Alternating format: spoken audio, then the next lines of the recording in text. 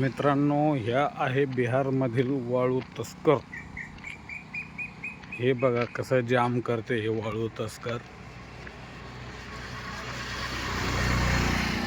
सकाळी 10 वाजल्यापासून जाम लागेल बघा.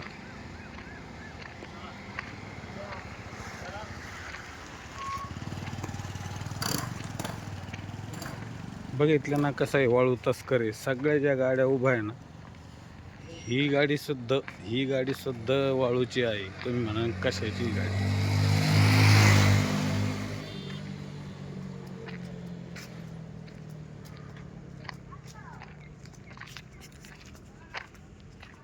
वाळू माफिया.